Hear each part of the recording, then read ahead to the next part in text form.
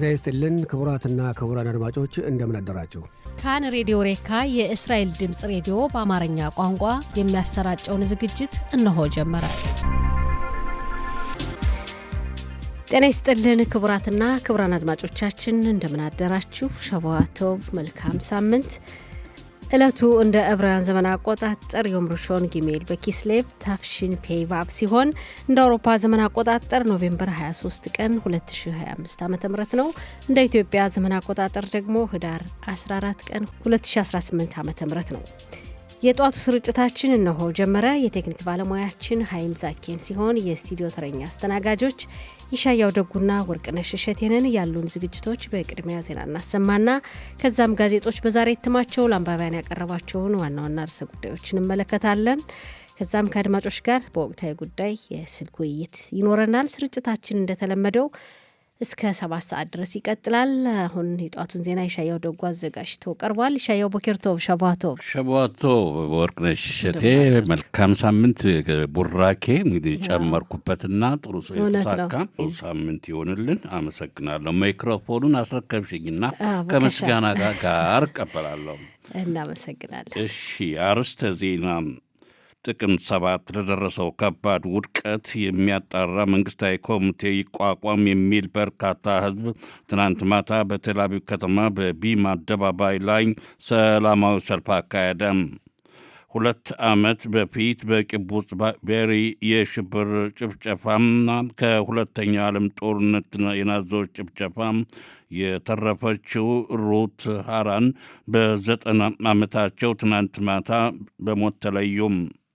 በጋዛ የተደረገውን የተኩስ አቁም ስምምነትን ባስመለከተም ጠቅላይ ሚኒስትር ቤንያሚን ኔታንያሁ በእንግሊዝኛ በትዊተር ገጻቸው ላይ መግለጫ አደረጉ። በደቡብ ጋዛ በራፊያ አካባቢ ዋሻ ውስጥ ከመሸጉት አሸባሪዎቹ መካከል ወጥተው ለማምለጥ የሞከሩ 17 አሸባሪዎችም ተገለዋል አሊያም ተይዘዋል ሲል የእስራኤል መከላከያ ኃይል አስታወቀም። የሐማስ ድርጅት የተኩሱን አቁም ስምምነት የማክበር ግዴታ እንዳለበት የድርጅቱ ከፍተኛ ባለሥልጣን ሙሳ ቡ ማርዙክ ተናገረም። የሚሉት የሰዓቱ ዋና ዋና ዜናዎች ናቸው። ዝርዝሩን እንሆም። ጥቅምት 7 ለደረሰው ከባድ ውድቀት የሚያጣራ መንግስታዊ ኮሚቴ ቋቋም የሚል በርካታ ህዝብ ትናንት ማታ በቴል አቪቭ ከተማ በቢማ አደባባይ ላይ ሰላማዊ ሰልፍ አካሄደም። በዚህ በብዙ ሺህ ህዝብ በተገኘበት ሰላማዊ ሰልፍ የመንግስት ተቀናቃኝ የክነሴት አባላት እንደ ቤኒ ጋንጽ፣ ያይር ላፒድ፣ ያይር ጎላን የመሳሰሉና ናፍታሌ ቤኔትና ጋዲ አይዘንኩት የመሳሰሉ ተሳትፈዋል። ነገር ግን በሰልፉ ላይ ንግግር አላደረጉም።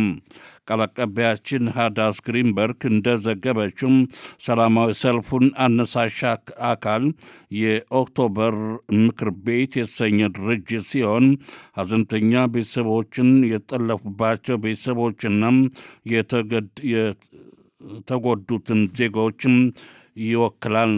ተጠልፈው የተገደሉትን 3 አስከሬኖችም ወደ ሀገራቸው ይምጡልን በሚል ጥሪ ትናንት ማታም በቴል አቪቭ ሰላማዊ ሰልፍ ተካሂዷል። 2 ዓመት በፊት በቂቡጽ ቤሪ የሽብር ጭፍጨፋና ከሁለተኛው የዓለም ጦርነት የናዚዎች ጭፍጨፋ የተረፈችው ሩት ሃረን በ90 ዓመታቸው ትናንት ማታም በሞት ተለዩም። ሩት ሃረን በድርድር ስምምነት ነበር ወደ እስራኤል ከተመለሱ በኋላ ነው ትናንት ያረፉት።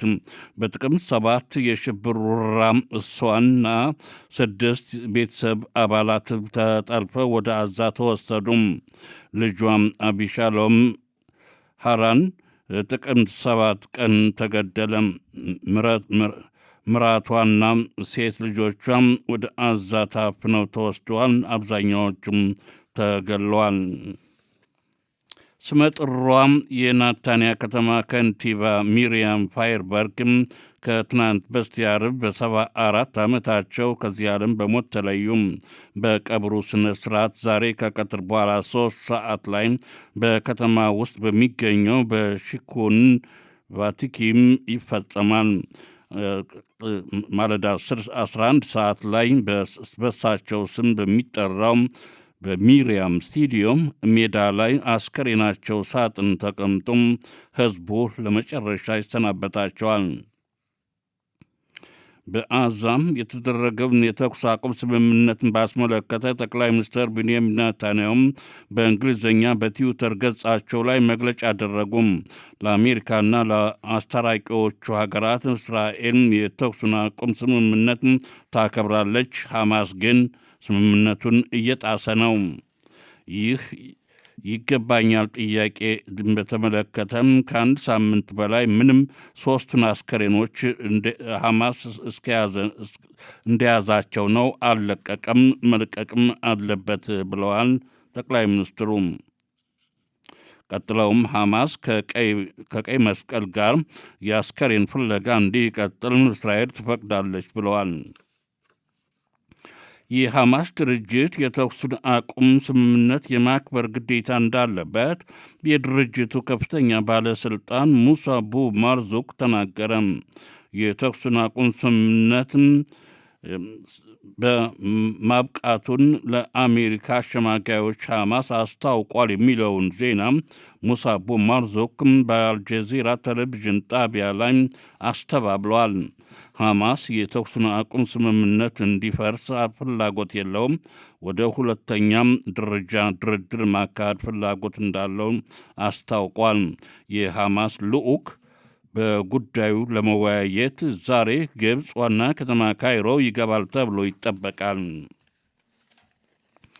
በደቡብ አዛ ራፊያ አካባቢ ዋሻ ውስጥ ከመሸጉ አሸባሪዎች መካከል ወጥተው ለማምለጥ የሞከሩ 17 አሸባሪዎች ተገለዋል ወይም ተይዘዋል ሲል የእስራኤል መከላከያ ኃይል አስታወቀም። ታጣቂዎች አሸባሪዎች እጃቸውን እንዲሰጡ ቢጠየቁም ፈቃደኛ አልሆኑም። አንድ አሸባሪ ከዋሻ ወጥቶ ለማምለጥ ሲሞክር እጁን ለእስራኤል አስረክቧል። የመከላከያ ኃይል አሸባሪዎችን ለመያዝ ለ24 ሰዓታት ተከታታይ ሲከታተላቸው በኋላ ነው 11ዱ ተገለዋል፣ 6ቱ እጃቸውን ሰጥተዋል። በየመን የሚገኘው የሁቲ ምሽግ በሆነችው ሳንዓ የሚገኝ ፍርድ ቤት ከእስራኤልና ከሳውዲ አረቢያ ከብሪታንያና ከሌሎች አገሮች ጋር በመተባበር 18 ነዋሪዎችም የሞት ፍርድ ቅጣት ፈረደባቸው። የመን ዋና ከተማናም የሁቲ አማጽያን ምሽግ በሆነችው ሳንዓ የሚገኘው ፍርድ ቤት ትናንት ቅዳሜ ከእስራኤል፣ ከሳውዲ አረቢያ፣ ከብሪታንያና ከአሜሪካ ጋር በመተባበር መረጃዎችን አስተላልፈዋል ተብለው የተከሰሱ 18 የሀገሪቱ የመን ዜጎችን በፍርድ እንዲቀጡ ተወስኖባቸዋል። በፍርድ ቤት ውሳኔ መሰረት በፍርድ የሚቀጡት በህዝብ አደባባይ ላይ ነው ተብሏል። ይህ አማጽያን ይህን የመሰለ የሞት በዜጎች ላይ ግድያ እርምጃ የሚወስደው ሌሎችን ለማስፈራራት እንደሆነም ተገልጿል። የአየር ጸባይ ሁኔታም ዛሬ እሁድ ሙቀቱ በጥቂቱ ይቀንሳል ቢባልም ለወቅቱ ሞቃታማ እንደሆነ ነው። የሙቀቱ መጠን በዲግሪ ሴንቲግሬድ ተላቪቭና ኢየሩሳሌም ከተማና አካባቢዋም 26 ዲግሪ ሴንቲግሬድ፣ ተላቪቭና አካባቢዋም 34፣ ሃይፋና በርሼባ አካባቢ 30 ዲግሪ ሴንቲግሬድ፣ ኢላትና አካባቢዋም 34 ዲግሪ ሴንቲግሬድ ይሆናል። ለሰዓቱ ዜና እስከዚሁ ነው። ወርቅነሽ አመሰግናለሁ። ይሻያው ወደሚቀጥለው ዝግጅት ለማለፍ የሙዚቃ ረፍት እናድርግ። የተከበራቸው አድማጮቻችን ስርጭታችን እንደቀጠለ ነው። አሁን ደግሞ ጋዜጦች በዛሬ እትማቸው ለአንባቢያን ያቀረቧቸውን ዋና ዋና ርዕሰ ጉዳዮችን እንመለከታለን። አራቱም ዕለታዊ ጋዜጦች ደርሰውናል።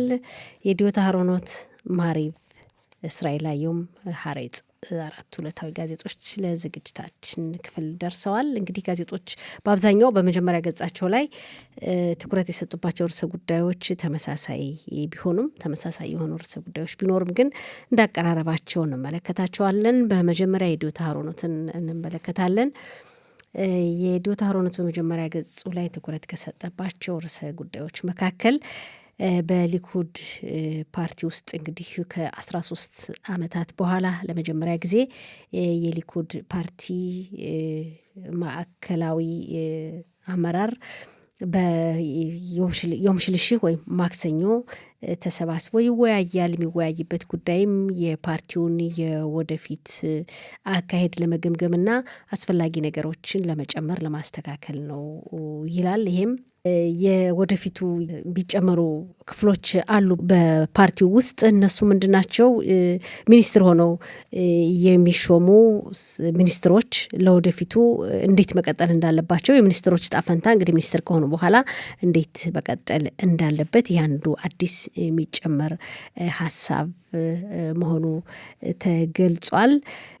በአጠቃላይ እንግዲህ ፓርቲው ማስተካከል ያለበትን ነገር ቆም ብሎ ያል ይጨምራል፣ ይገመግማል። ይሄ ነው እንግዲህ የመጀመሪያ የዶታ ሮነት በመጀመሪያ ገጹ ላይ ትኩረት እየሰጠበት ርዕሰ ጉዳይ ለወደፊቱ ፓርቲው እንዴት ኃይል ሊኖረው ይችላል፣ የበለጠ ኃይል፣ እነዚህ ነገሮችን ይመለከታል ይላል። ሌላው ርዕሰ ጉዳይ በአሜሪካ መሪነት እንግዲህ አሜሪካ 200 የሚሆኑ ወታደሮቿን በቅራት ጋት ከተማ ማዕከላዊ እዝ አቋቁማ በአዛ የወደፊት ዕጣ ፈንታ መደረግ ያለበትን ሁኔታ በየዕለቱ እየገመገመ መቀመጡ ይታወቃል።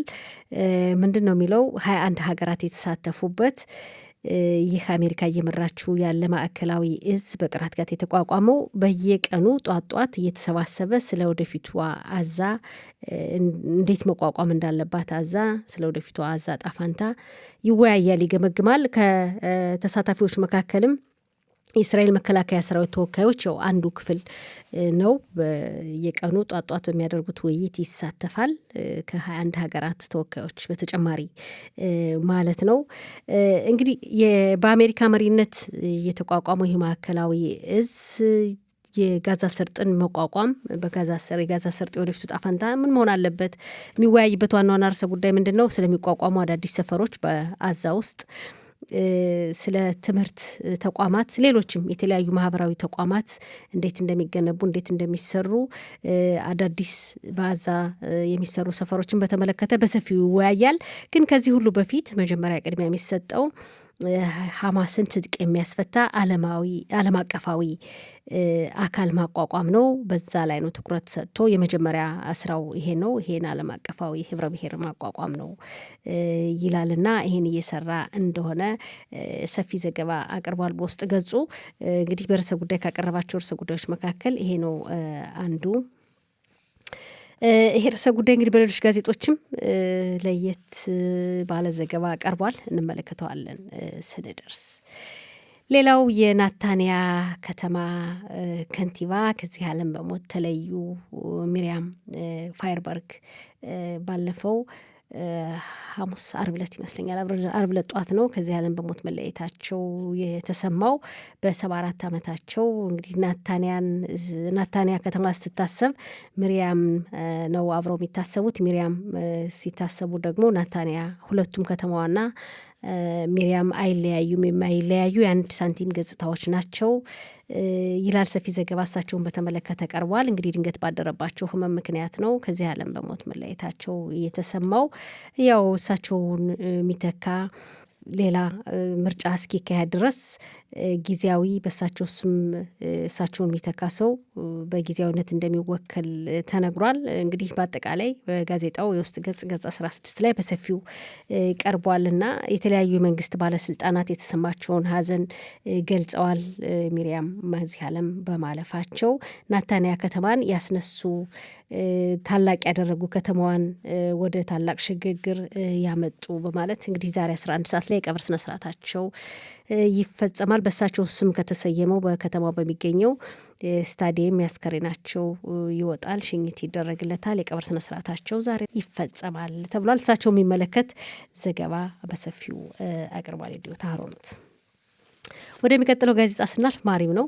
ማሪብ በመጀመሪያ ገጹ ላይ ደግሞ ትኩረት ከሰጠባቸው ርዕሰ ጉዳዮች መካከል ትናንት በቴልአቪቭ በቢማ አደባባይ ታላቅ የህዝብ ሰላማዊ ሰልፍ ተካሄደ ይላል። ሰላማዊ ሰልፉ ምንድን ነው?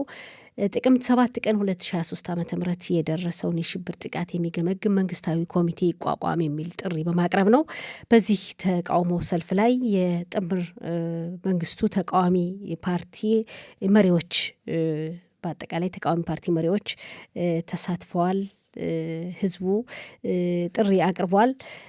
በዚህ እንግዲህ በጥቅምት 7ቱ ጥቃት ቤተሰቦቻቸው የህይወት መስዋዕትነት የከፈሉ የወታደር አባቶች ሀዘንተኛ ቤተሰቦች ጥሪ አቅርበዋል። እውነት እስካልወጣ ድረስ የሚቋቋመው ኮሚቴ መንግስታዊና ነጻ እስካልሆነ ድረስ ልባችን መድማቱ ይቀጥላል። እውነቱ ካልወጣ እውነቱ አሁንም ተደብቆ ከቀጠለ ልባችን እየደማ ነው የሚቀጥለውና መንግስት የሚያቋቁመው ኮሚቴ ሳይሆን ሀገር አቀፋዊ ኮሚቴ መቋቋም አለበት፣ መንግስታዊ ኮሚቴ መቋቋም አለበት እንጂ አሁን ስልጣን ላይ ያለው መንግስት የሚያቋቁመው በራሱ አካሄድ እንደፈለገ የሚያቋቁመው ኮሚቴ መሆን የለበትም።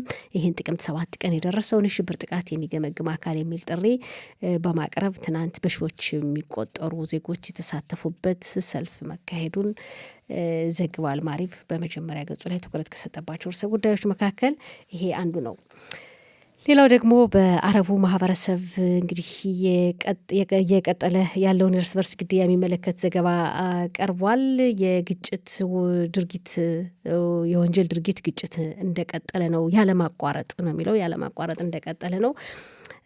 አንድ ወጣት እንግዲህ ባሳለፍነው ሳምንት ባለፉት ጥቂት ቀናት በቅርብ ቀናት ውስጥ በነጸሬት አንድ ወጣት መኪና ማጠቢያ ቦታ ላይ ተገደለ፣ በተከፈተበት ተኩስ ተገደለ። 2 ሰዎች ደግሞ በያፎ ጥይት ተኩስ ተከፈተባቸው። አንዱ በጣም በከባድ ሁኔታ ቆሰለ። በ2025 ዓ.ም ከጀመረ አንስቶ እስካሁን እንግዲህ 2025 ዓ.ም ሊጠናቀቅ 1 ወር ከምናምን ነው የቀረው። በአረቡ ማህበረሰብ ውስጥ 215 ሰዎች ተገድለዋል በርስ በርስ ግድያ ይላል። ይሄንም በሰፊው አቅርቦታል በውስጥ ገጹ ላይ ማሪቭ። ሌላው የመከላከያ ሰራዊቱ በአዛም በሊባኖስም በሂዝቦላ ድርጅት አባላት ላይ የአየር ኃይሉ በተለይ ጥቃት እያደረሰ ነው። በሁለቱም አቅጣጫ በሰሜኑም በደቡብም ከፍተኛ ውጥረት አለ። ውጥረቱ እንደገና ተባብሷል የሚል ርዕሰ ጉዳይ አቅርቧል። በዋሻ ውስጥ የነበሩ የሐማስ አባላት ዋሻ ውስጥ ነው ይጠባበቁ የነበሩ የሐማስ አባላት ከዋሻው በወጡበት ጊዜ መከላከያ ሰራዊቱ በወሰደው እርምጃ እንግዲህ መሪያቸው እርምጃ ተወስዶበታል፣ ተደምስሷል። ከሱም ጋር አብረው ለማምለጥ የሞከሩ እንደዚሁ የሐማስ አባላት እርምጃ ተወስዶባቸዋል፣ ተደምስሰዋል ይላል። በሊባኖስ በኩል በደቡብ ሊባኖስ ደግሞ የሂዝቦላ አባላት ላይ 2 የሂዝቦላ አሸባሪዎች ላይ እንደዚሁ የአየር ኃይሉ በወሰደው እርምጃ 2 ተደምስሰዋል ይላል። ሌላው ስለ ሚሪያም ፋየርበርግ እንደዚሁ የናታንያ ከተማ ከንቲባ ከዚህ ዓለም በመለየታቸው ይህንም አስመልክቶ ማሪቭም የድርሻውን ዘግቧል። ያቀረበው ሰፊ ዘገባ አለ። ሌላው ወደ ሀሬጽ ስናልፍ በሀሬጽ ጋዜጣ ላይ ሀሬጽ በመጀመሪያ ገጹ ላይ ከሰጣቸው ርዕሰ ጉዳዮች መካከል አሜሪካ በቅራት ጋት ያቋቋመችውን ወታደራዊ ማዕከላዊ እዝ እየቀነሰች ነው እና የመቀጠሉ ሁኔታ እንግዲህ በዶናልድ ትራምፕ የሚመራው የአሜሪካ ማዕከላዊ እዝ ዓለም አቀፍ አካላትን አቋቁሞ በአዛ ያለውን ልማት እንደሚቀጥል እና ወደ ሁለተኛው ዙር የሰላም ስምምነት ምዕራፍ ለመሸጋገር እቅድ እንዳለ ይታወቃል። ይሁን እንጂ በዚህ ዓለም አቀፉን ኃይል ለማቋቋም ሀገራቱ መከላከያ ሰራዊታቸውን ወይም ወኪላቸውን ለመላክ እስካሁን ፈቃደኛ አልሆኑምና እንግዲህ ይህ ጉዳይ ጥያቄ እያስነሳ መሆኑና አስቸጋሪም ሊሆን እንደሚችል እየተነገረ ነው። በነገራችን ላይ የዲዮታ ሀሩኖትም ላይ ይህ ጉዳይ ቀርቧል። እንግዲህ ዓለም አቀፋዊ አካል ለማቋቋም ሁኔታው ይፈቅዳል ወይ ጥያቄ ምልክት ውስጥ የገባ ጉዳይ ነው። ምክንያቱም አንድም ሀገር ተወካዩን ለመላክ እስካሁን ድረስ ፈቃደኛ አልሆነም የሚል ዘገባ አቅርቧል። አሜሪካ እንግዲህ 200 ወታደሮችን በማሰማራት በቅራት ጋት ወታደራዊ ካቋቋመች ቆይታለች። ዓለም አቀፋዊ ኃይል የሚቋቋመው ባለፈው ሳምንት በተባበሩት መንግስታት ድርጅት የጸጥታው ምክር ቤት ባስተላለፈው ውሳኔ መሰረት ነው። ይሁን እንጂ እስካሁን ሀገራቱ ተወካያቸውን ለመላክ ፈቃደኛ የሆነ ሀገር የለምና በቅርቡ ይቋቋማል ተብሎ ቢታሰብም ሁኔታው ትንሽ አስቸጋሪ እንደሆነ አሜሪካም ይህን ኃይል እየቀናነሰች የመጣች መሆኑን የሚገልጽ ዘገባ አቅርቧል ሀሬጽ በመጀመሪያ ገጹ ላይ። ሌላው ትናንት በቢማ አደባባይ በቴልአቪቭ የተካሄደውን የተቃውሞ ሰልፍ በሚመለከት መንግስታዊ የሆነ ነጻ የሆነ ሀገር አቀፋዊ ኮሚቴ ይቋቋም ጥቅምት 7 የደረሰውን የሽብር ጥቃት የሚገመግም የሚል ዘገባ ይህን ዘገባ በሰፊው ተመልክቶታል ሀሬጽ። ይህን የተቃውሞ ሰልፍ በሺዎች የሚቆጠሩ መሳተፋቸውን እንደዚሁ። ሌላው ዘለንስኪ ቮሎዲሚር ዘለንስኪ የዩክሬኑ ፕሬዚዳንት በትራምፕ እንግዲህ ጥያቄ ቀርቦላቸዋል እስከ የሚቀጥለው ሐሙስ ድረስ የሰላም በአሜሪካ ባቀረበችው የሰላም ፕሮግራም ላይ ውሳኔ ማሳወቅ አለቦት ተብለዋል። ዘለንስኪ በጣም ከራሳቸው ጋር እየተማከሩ ነው እዚህ ቁርጥ ውሳኔ ላይ ለመድረስና ሀሳብ ለማቅረብ የሚል ዘገባ አቅርቧል። እንግዲህ ሀሳቡ ዩክሬን በዚህ ትራምፕ ባቀረቡት የሰላም ስምምነት የሰላም ፕሮግራም ላይ ዩክሬን ብዙ ነገሮችን የሚያሳጣ ነው ዩክሬንን ይላል። እንግዲህ ብዙ ነገሮችን አጥታ ውሳኔ ለመድረስ አለባት፣ የሰላም ስምምነት መድረስ አለባቸው። እንግዲህ ከሩሲያ ጋር ሰላም ስምምነት ለመድረስ ሰጥቶ የመቀበል ሁኔታ አለ። ዩክሬን ብዙ ነገሮችን ሊያሳጣ ይችላል ዩክሬን ይህ የሰላም ሀሳብ። ይሁን እንጂ ዘለንስኪ የጊዜ ገደብ ተሰጧቸዋል ውሳኔያቸውን ለማሳወቅ የሚል ዘገባ ሌሎች ጋዜጦች ላይም ቀርቧል። ይህ ጉዳይ ወደ እስራኤል አየሁም ስናልፍ እስራኤል አየሁም 81% እንግዲህ ህዝቡ የእስራኤል ህዝብ 81% የሚሆነው በመከላከያ ሰራዊቱ ላይ እምነት አለው ያምናል። 43 የሚሆነው ደግሞ በመንግስት ላይ ይላል። 43 የሚሆነው በመንግስት ላይ እምነት አለው፣ 81 የሚሆነው ደግሞ በመከላከያ ሰራዊቱ ላይ የሚል ዘገባ አቅርቧል። እንግዲህ በቅርቡ በተካሄደ ግምገማ ወይም ጥናት ላይ ከህዝቡ ላይ በተወሰደ ጥናት 81% በመከላከያ ሰራዊቱ፣ 43 ደግሞ በመንግስት ላይ እምነት አለው የሚል ዘገባ አቅርቧል። ሌላው ደግሞ 63% የሚሆነው እንግዲህ ከህዝቡ ማህበረሰብ ውስጥ አሸባሪ ከሆነ የሽብር ጥቃት በማድረስ ሂደት ላይ ባይገኝም አሸባሪ መሆኑ ከታወቀ አሸባሪ የሆነ መገደል አለበት፣ ቀጥታ እርምጃ ሊወሰድበት ይገባል የሚል ሀሳብ የሰጡ መሆናቸው ተገልጿል። ምንም ህይወትን አደጋ ላይ በመጣል ተግባር ላይ ባይገኝም አሸባሪ መሆኑ ከታወቀ እርምጃ ሊወሰድበት ይገባል ብለዋል ይላል። ሌላው እንግዲህ አሜሪካ በጋዛ ሰርጥ ዓለም አቀፍ ኃይል የማቋቋሙ ሁኔታ አሁንም ጥያቄ ውስጥ የወደቀ ጉዳይ ነው። ምናልባት ይህን ነገር ለማሳካት ከባድ ይሆናል። ምክንያቱም አንድም ሀገር ተወካይ ለመላክ እስካሁን ፈቃደኛ አልሆነምና ይሄ ነገር ከባድ ነው የሚል ርዕሰ ጉዳይ ያቀርባል። እስራኤል አየሁም ያው ትናንት በቢማ አደባባይ በተካሄደው የተቃውሞ ሰልፍ የተቃዋሚ ፓርቲ መሪዎች ተሳትፈዋል። ሌላው ጋዳይ አይዘንኩትና ቤኔትም እንደዚሁ ተገኝተው ነበር። የእነሱን ሁለቱን ፎቶግራፍ በተለይ በጉልህ በማቅረብ የቀረበ ዘገባም አለ።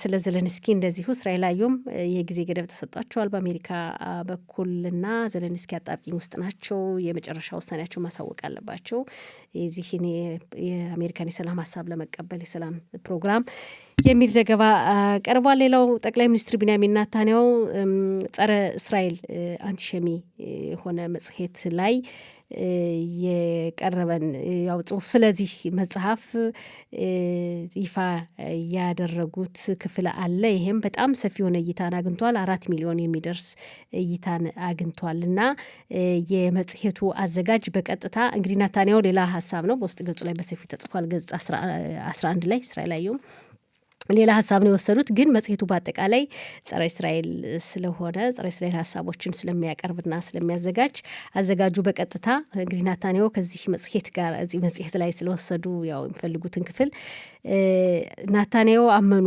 ህጻናት ገዳይ ያው መሆናቸውን በዛ ስለተካሄደው ጦርነት አመኑ፣ እስራኤል ተጠያቂ መሆኗን አመኑ በማለት ቀጥታ የመጽሔቱ አዘጋጅ ይህን ሀሳብ መውሰዱንና ወደ 4 ሚሊዮን ተመልካች እንዳገኘ በአጭር ጊዜ ውስጥ የሚገልጽ ዘገባ ቀርቧል።